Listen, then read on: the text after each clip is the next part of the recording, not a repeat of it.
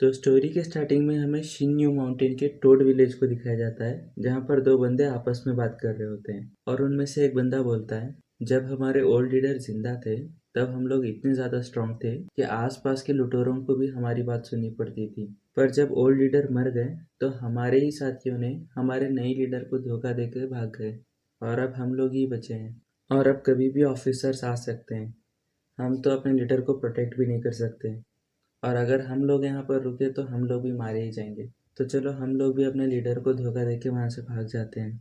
ये सुनते ही एक और तीसरा बंदा आ जाता है जो कि इन दोनों को बोलता है, शर्म करो, नया लीडर सिर्फ 18 साल का लड़का है, वो इतना छोटा है और उसे कुछ पता भी नहीं और तुम लोग फिर भी उसे धोखा देना चाहते हो। जो लोग भी उसे धोखा देना चाहते हैं तो अभी निकल जाओ यहाँ से। और वो खुद भी लीडर को धोखा देके भाग रहा होता है और ये दोनों भी डिसाइड करते हैं कि ये लोग भी यहाँ से निकल जाएंगे। और हमें मेन कैरेक्टर को दिखाया जाता है जिसका नाम चेंग डाली है। मेरे दिमाग में अचानक से इतनी ज़्यादा मेमोरीज कहाँ से आ रही हैं? क्या मैं किसी और वर्ल्ड में टेलीपोर्ट हो चुका हूँ? मुझे याद है मैं तो एक नॉर्मल सा यूनिवर्सिटी स्टूडेंट था और मैं एक स्ट्रेटेजिक गेम खेल रहा था जिसका नाम था hearts of the mountain bandit और मैं अचानक से बेहोश हो गया और जब मैं होश में आया तो मैं इस वर्ल्ड में था और मेरे पास्ट लाइफ की मेमोरीज और इस बॉडी की मेमोरीज आपस में मर्ज हो रही हैं। मैं एक छोटे से विलेज के गरीब घर का ओनर बन चुका हूँ।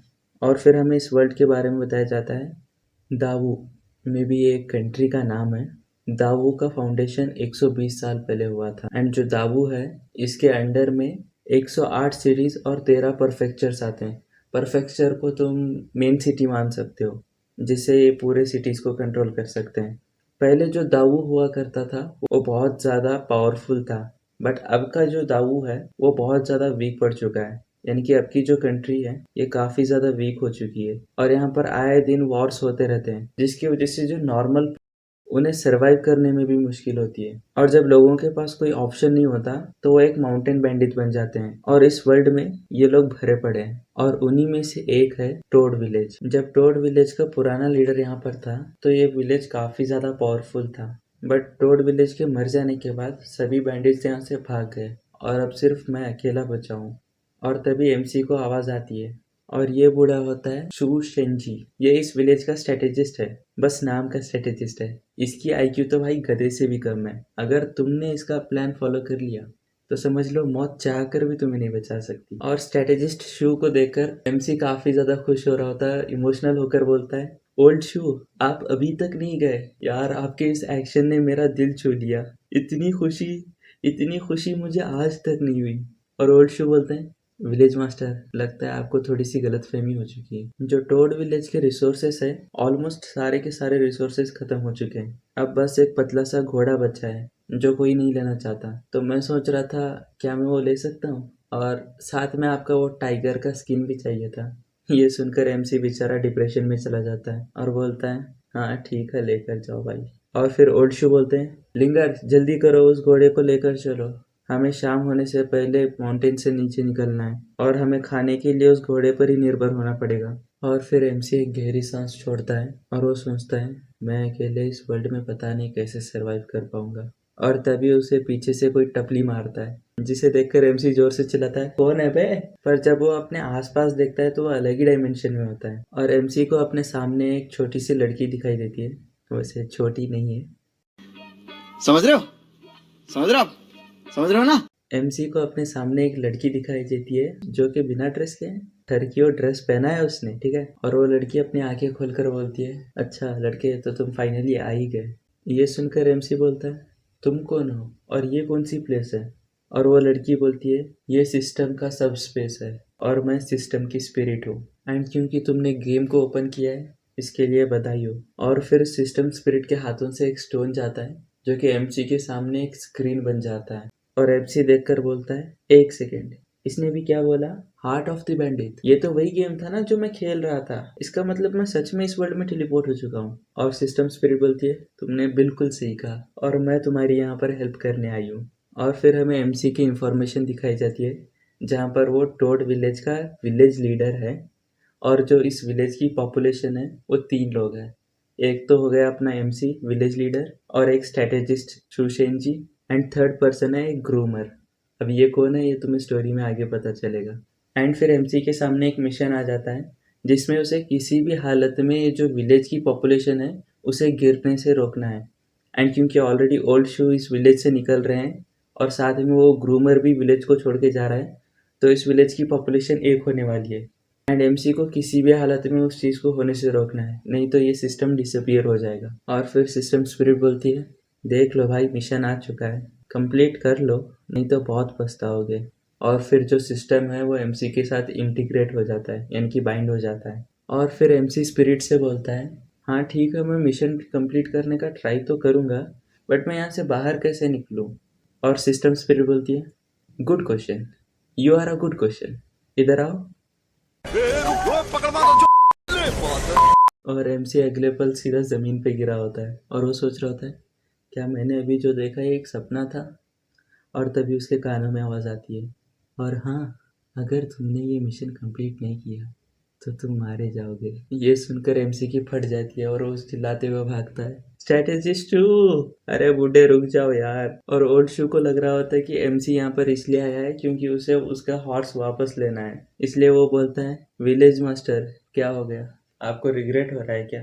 क्या आप अपनी बातों से मुकरना चाहते हो? और एमसी की नज़र उसके सामने खड़ी लड़की पर जाती है, जो कि शू शिंजी की बेटी शू लिंगर है, और यही वो थर्ड पर्सन यानी कि ग्रूमर है। और वो एमसी बोलता है, ये कौन है? और ओल्ड शू बोलता है, ये मेरी बेटी है, ये यूजुअली अस्तबल में होती है तो आपने इसे कभी देखा नहीं। और एमसी सोच रहा होता है, वैसे लड़की खूबसूरत तो है। ससुर जी, नहीं, मेरा मतलब ओल्ड शू, मैं क्या सोच रहा था, अभी अभी मेरे दिल में ख्याल आया है, आपके बिना ये विलेज कैसे चल सकता है? आपने इस विलेज के लिए बहुत ज़्यादा कंट्रीब्यूट किया है, तो मैं आपको ऐसे ही जाने नहीं दे सकता। और ओल्ड शू मन में सोच रहा था, साला कुत्ता, ये हरामखोर मुझे यहीं पर मार देना चाहता है क्या? पर वो विलेज मास्टर को तो ऐसे बोल नहीं सकता, इसलिए वो भी बोल रहा होता है, क्या करूँ मास्टर, मैं भी जाना नहीं चाहता, पर क्या कर सकते, मैं भी अब बूढ़ा हो रहा हूँ, और अगर मैं यहाँ पर रुका तो मैं आप पे और बोझ ही बनूंगा। ये सुनकर एमसी भी एक्टिंग करते हुए बोलता है, क्या कहा आपने, बोझ? आप मजाक कर रहे हो क्या? अब जब क्या आपने ये बोल ही दिया है, तो अब तो चाहे कुछ भी हो जाए, मैं आपको यहाँ से जाने दे ही नहीं सकता, और जब तक मैं जिंदा हूँ मैं आप लोगों को भूखा नहीं मरने दूंगा। और वैसे भी आप अब कहाँ पर जाओगे, कौन सा विलेज आपको लेगा? ओल्ड शो भी अपने दांत कसते हुए बोल रहा होता है, पर हम सिर्फ 3 लोग कैसे सरवाइव कर सकते हैं इस विलेज में? ये सुनकर एमसी बोलता है, अरे आप उसकी टेंशन क्यों ले रहे हो, मैं अभी जाता हूँ और कुछ लोगों को लूट कर आता हूँ, कहाँ है मेरा हथियार? और एमसी सोच रहा होता है, वह एक कूल सी स्वॉर्ड लेकर कूल दिखेगा, पर तभी लिंगर उसका हथियार लेकर आती है, जो कि एक बड़ी सी एक्स होती है, जिसे देखकर एमसी खुद को उस एक्स के साथ इमेजिन करने लग जाता है। एमसी खुद को एक लकड़हारे की तरह इमेजिन करता है, कोई है जो अपना कटवाना चाहता है? अरे लकड़ियाँ। और फिर तभी एमसी का मिशन कंप्लीट हो जाता है, और उसे रिवार्ड के तौर पे एक स्किल बुक मिलती है, जिससे वो एक बेसिक एक्स की स्किल सीख लेता है, जिसमें प्रॉपर होल्ड, एक्यूरेट चॉपिंग और पावरफुल स्विंग्स होते हैं। और फिर ओल्ड शो एमसी से बोल रहे होते हैं, विलेज मास्टर, ऐसे अकेले जाना काफ़ी ज़्यादा रिस्की हो सकता है। पर एमसी उसे ही घूर रहा होता है।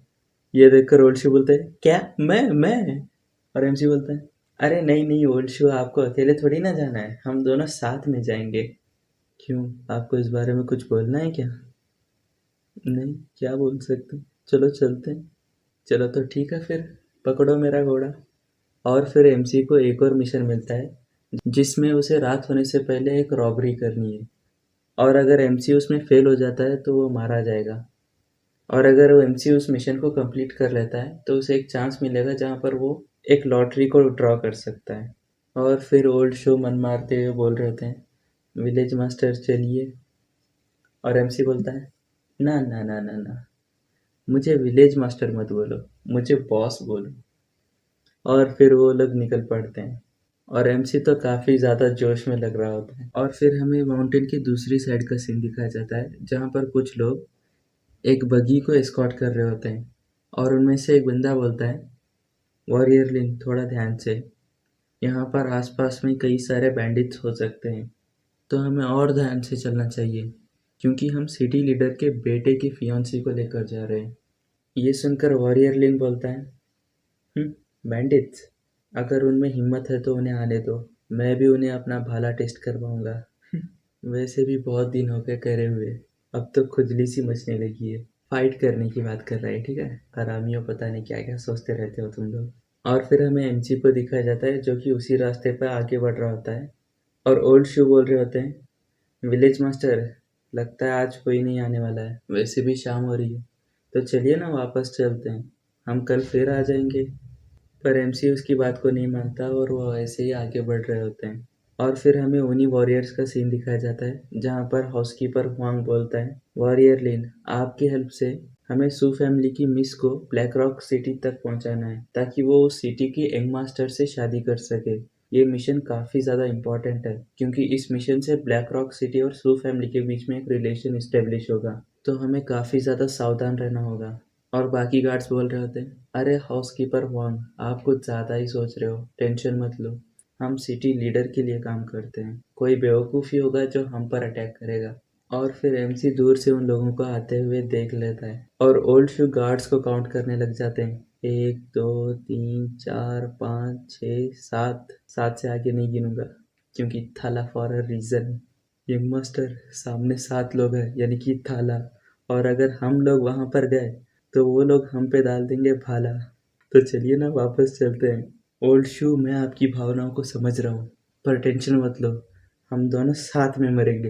अबे कमीने, मुझे थोड़ी ना मरना है यहाँ पे, मुझे कुछ ना कुछ करके यहाँ से भागना पड़ेगा। अरे विलेज मास्टर, इस घोड़े को देखो ना, ये कितना ज्यादा बदतमीज है। साले बुढ़े। और ओल्ड शू बोलता है, टोड विलेज का लीडर तुम सब लोगों को लूटने आ रहा है, तो जो लोग मरना नहीं चाहते अभी अपना सभी सामान छोड़ के यहाँ से भाग जाओ। माफ करना यंग मास्टर, मेरी एक बेटी भी है जिसे मुझे पाल पोस कर बड़ा करना है, भगवान आपकी आत्मा को शांति दे।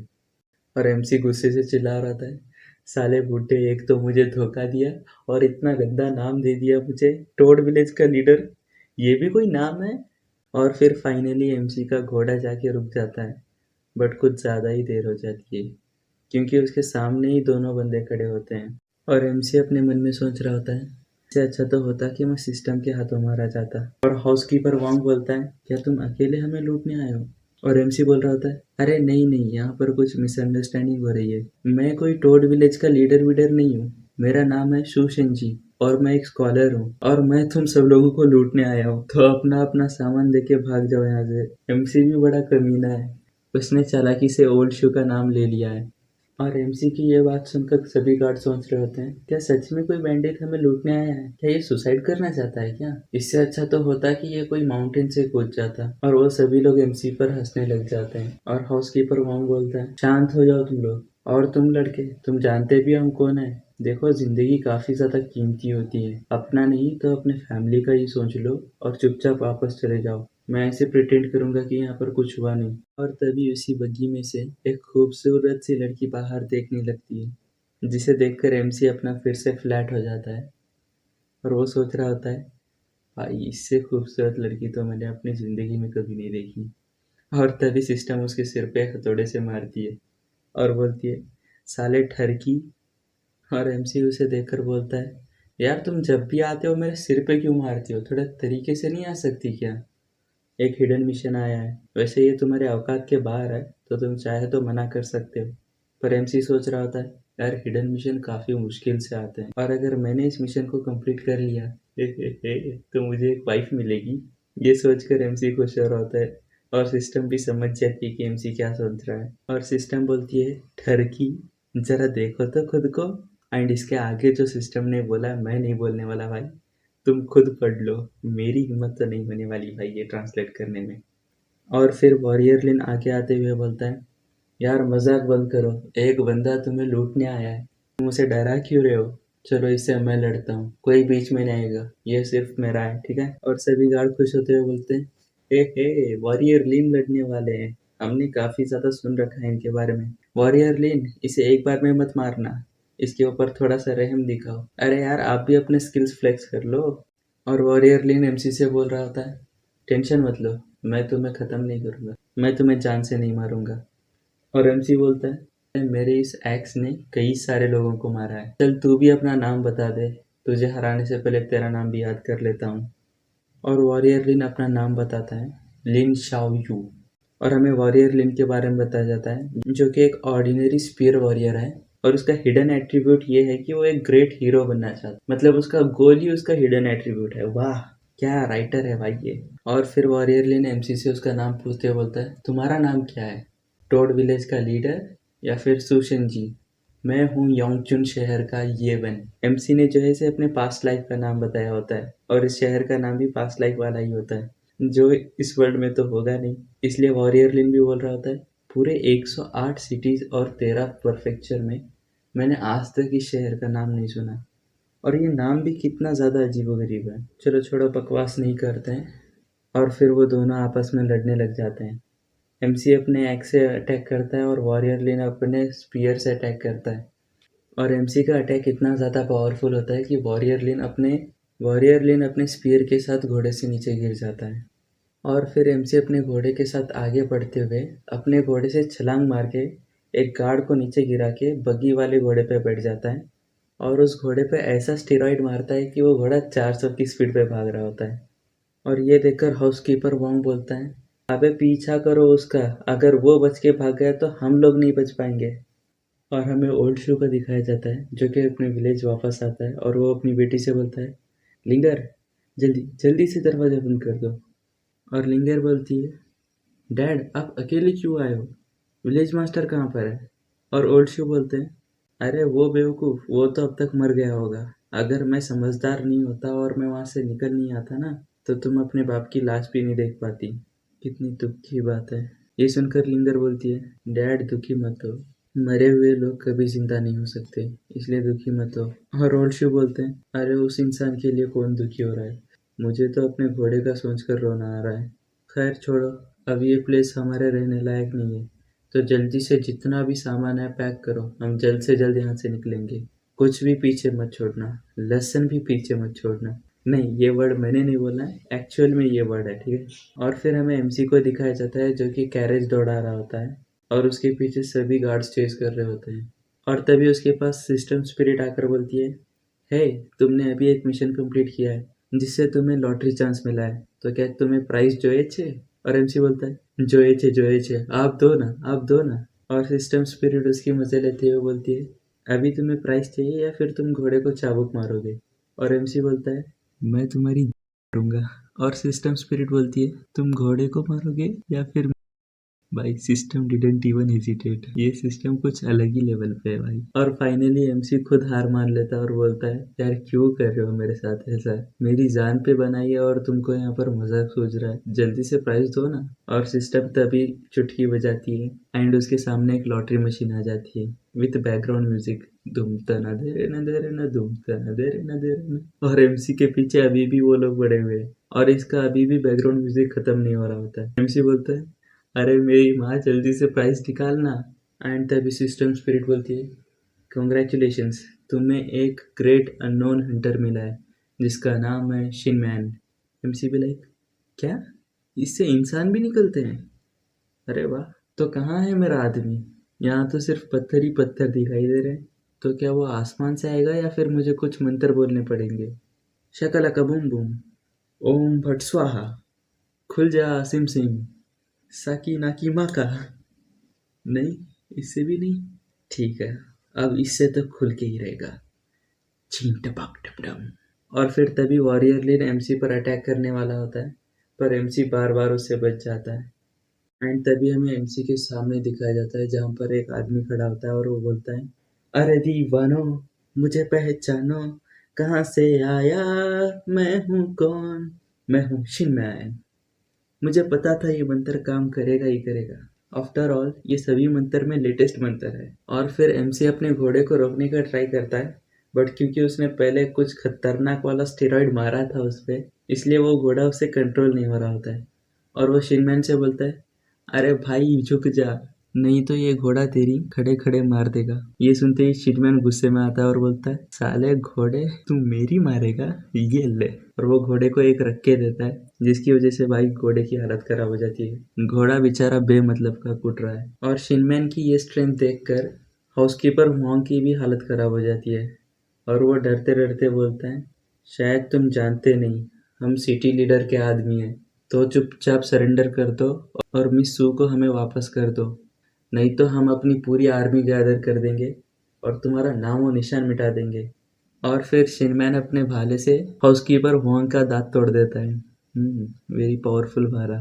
उसके बाद वो सभी गार्ड्स वहाँ से भाग जाते हैं और फिर शिनमैन एमसी से बोलता है, विलेज लीडर, मैं आपके नीचे काम करना चाहता हूँ, मतलब आपके साथ काम करना चाहता हूँ। और फिर हमें शिनमैन की बैक स्टोरी बताई जाती है। शिनमैन ब्लैक रॉक सिटी के पास में अपने बीवी के साथ में रहता था और ब्लैक रॉक सिटी के लीडर ने सुना था कि शिनमैन की वाइफ काफ़ी ज़्यादा खूबसूरत है, इसलिए जब शिनमैन वहाँ पर नहीं होता है तो वो अपने आदमियों को वहाँ पर भेजता है और शिनमैन की वाइफ वहाँ से भाग जाती है और वो ब्लैक रॉक सिटी के लीडर के हाथों नहीं आना चाहती थी, इसलिए वो सुसाइड करके अपनी जान दे देती है। और जब शिनमैन वापस आता है तो काफ़ी ज़्यादा देर हो जाती है और जब वो अपनी वाइफ को देखता है वो काफ़ी ज़्यादा गुस्से में चला जाता है और वो ब्लैक रॉक सिटी के लीडर के 10 गार्ड्स को ख़त्म कर देता है, जिसकी वजह से वो ब्लैक रॉक सिटी में भी वांटेड है। इसलिए वो डिसाइड करता है कि वो अभी एमसी के साथ काम करेगा।